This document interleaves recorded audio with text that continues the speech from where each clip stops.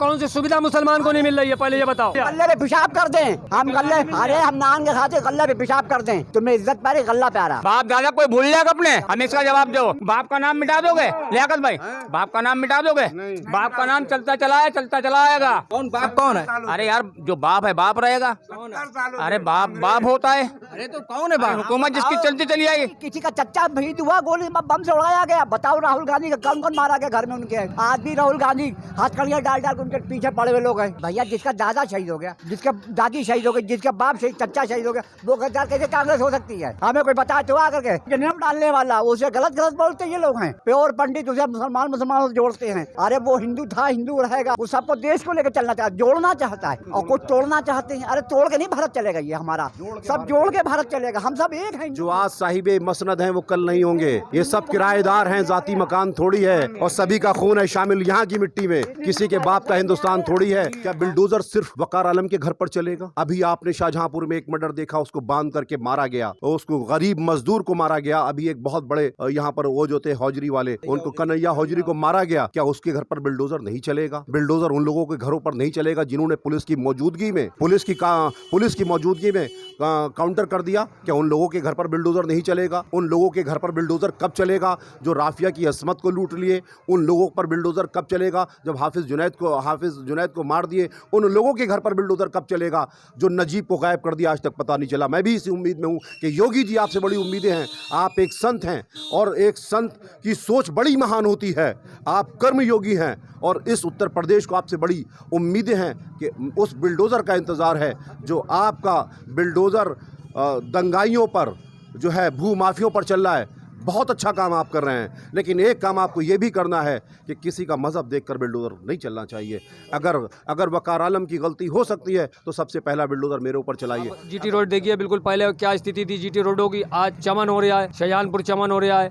हिंदुस्तान पूरा देखिए, जब से मोदी जी आए और सरकारें थी, हेलीकॉप्टर भी उनके पास नहीं रहते थे। अगर कोई दूसरा मुल्क उन पे अगर अटैक कर देता तो शायद हवा की बात में एक पटक्का उसको मार गिरा देता। हिंदुस्तान के पास वो हेलीकॉप्टर थे। जब से मोदी जी आए, हथियारों की आप देख लीजिए कितने बढ़िया हथियार हो चुके हैं। हिंदुस्तान कितना मजबूत, मोदी जी के आने से कितना मजबूत हो गया। देखिए, ये जो बता रहे थे कि मोदी जी के आने से पहले शायद भारत ही नहीं था। 2014 में जब मोदी जी आए तब ये भारत बना, उससे पहले भारत देश नहीं हुआ करता था। शायद इनको ये नहीं पता कि इससे पहले भी भारत था।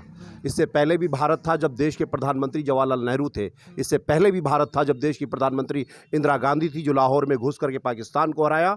और बंटवारे के बाद आपने देखा कि जब भारत को लूटा पिटा देश कांग्रेस के पास था, और कांग्रेस ने उसको ग्रामीण जो ग्रामीण अंचलों में भारत बसता था उसको सीधा जोड़ने का काम किया। भारत, इन लोगों का मानना है कि 2014 के बाद भारत बना है, लेकिन मेरा ये मानना है कि भारत उससे भी कई सैकड़ों साल पहले भारत था।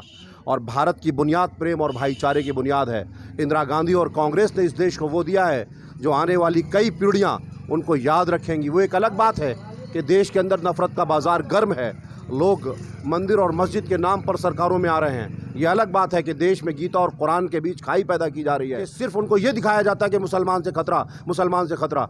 मुसलमान से इस देश को ना खतरा था ना है, क्योंकि इस देश को जब जब ज़रूरत पड़ेगी, जब इस देश के मुसलमान वीर अब्दुल हमीद बनकर पाकिस्तान के सामने खड़े होंगे, इस देश को जब ज़रूरत पड़ेगी तब इस देश का मुसलमान अल्लामा इकबाल बनकर के खड़ा होगा। इस देश को जब ज़रूरत पड़ेगी इस देश का मुसलमान मोहम्मद रफ़ी बनकर देश के प्यार के तराने गाएगा। इस देश को जब ज़रूरत पड़ेगी इस देश का मुसलमान इरफान पठान और ज़हीर खान बनकर पाकिस्तान के स्टंपों को उखाड़ने का काम करेगा। इस देश को जब ज़रूरत पड़ेगी इस देश का मुसलमान शाहरुख खान बनकर इस देश को आसमान में पहुंचाने का काम करेगा। मैं हिंदू भाइयों से कहता हूं कि वो भी साथ में आएं और भारत को मजबूत करें, क्योंकि आज विदेशी जो ताकतें हैं वो नहीं चाहती कि भारत में भारत एक रहे। वो चाहती हैं आज विदेशी लोग ISI के एजेंट और लश्कर तैयबा जैश मोहम्मद जैसे लोग कथाकथित आतंकवादी संगठन इस देश में मुसलमानों को भरने का काम करते हैं। लेकिन आप याद रखिए, देश में जब जब वीर अब्दुल हमीद की संतानें बाकी हैं, जब जब अकबर की संतानें बाकी, इस देश को हिंदू मुसलमान में बांटने नहीं पाएंगे।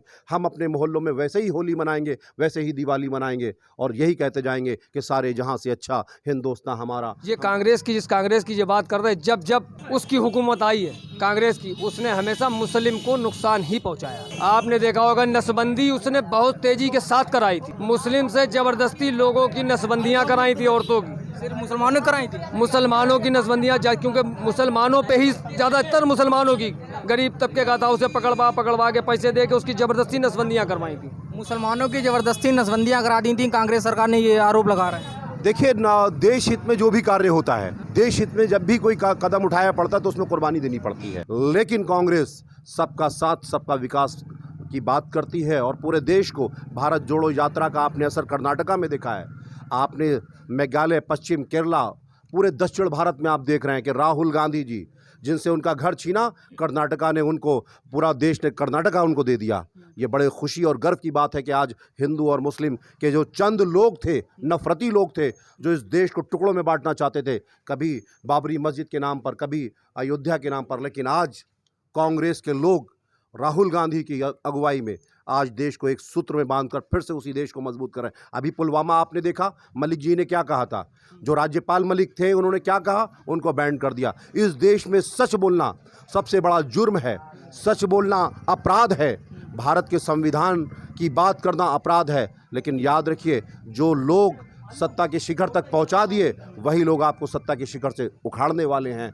देश कांग्रेस की तरफ था, है और बहुत जल्द 2024 में, ख़ास तौर से आपने जहाँ तक मुसलमानों की बात की है, आपने देश में अल्पसंख्यकों की बात की है, तो मैं अपने साथियों को बताना चाहता हूँ कि 2014 से पहले भी एक भारत हुआ करता था, जब गुलाम नबी आज़ाद इस देश के शिक्षा मंत्री हुआ करते थे। 2014 से पहले भी एक भारत हुआ करता था जब APJ अब्दुल कलाम इस देश को अग्नि मिसाइल दिया करते थे।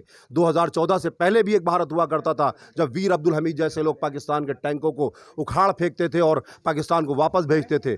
इससे पहले भी 2014 से पहले भी भारत था जब यहाँ के लोग आपस में मोहब्बत करके सन 1617 में ईस्ट इंडिया कंपनी को उखाड़ने का काम किया। वैसे ही हम भारत चाहते हैं, वैसे ही हम चाहते हैं कि लोग दिवाली पर मेरे घर आएँ, ईद पर हम उनके घर जाएँ और इस देश में प्यार की गंगा बहे। मोहम्मद रफ़ी ने कहा था कि, मोहम्मद रफ़ी ने गाना गाया था कि देश प्यार की गंगा बहे, देश में का रहे, नफ़रतों की दुकानें बंद होने वाली हैं और मोहब्बतों के गुलाब इस देश में बरसने वाले हैं। 2024 में भारत के संविधान में आस्था रखने वाले लोग, भारत को एक सूत्र में बांधने वाले लोग, हिंदू मुस्लिम एकता के प्रतीक 2024 में पूर्ण बहुमत की कांग्रेस की सरकार सेंट्रल में दिल्ली में आने वाली है। ये एक ऐसी आंधी चल रही है जिसको कोई रोकने वाला नहीं है।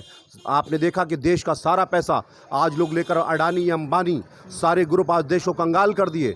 आज देश की आर्थिक स्थिति कमज़ोर है, देश की जो GDP है वो कमज़ोर है और देश को सिर्फ आप टीवी खोलो, आप टीवी के चैनल पर जब खोलो तो सिर्फ हिंदू और मुसलमान, गीता और कुरान, मंदिर और मस्जिद, लेकिन कोई ये पूछने वाला नहीं है देश के अंदर कि देश की आर्थिक स्थिति क्या है। शाम को एक रिक्शा चलाने वाला देश को, शाम को जब रिक्शा चलाकर वापस आता है घर, तो आज ये 40 रुपये किलो आटे पर सवाल करने वाला कोई नहीं, 1400 रुपये के गैस सिलेंडर पर पूछने वाला कोई नहीं, 200 रुपये कड़वा तेल पर पूछने वाला कोई नहीं। ये गरीब जो चौराहों पर, लालिमली जो चौराहा है, यहाँ पर आप सुबह में जाते होंगे और देखते होंगे कि एक लेबर की, जो आज लेबर जो मजदूर है ग्रामीण अंचलों से जो हमारे मजदूर आते हैं, जिनकी स्थिति 300 रुपया केवल लेबरी है। भाई साहब, मैं आपसे पूछता हूं कि वही 300 रुपया लेबर आज से 2014 से पहले भी वही लेबर कमाता था, लेकिन आटे का रेट आप 16-17 रुपये किलो था, तेल 60-70 रुपये किलो था, गैस 500 रुपये में मिल जाती थी।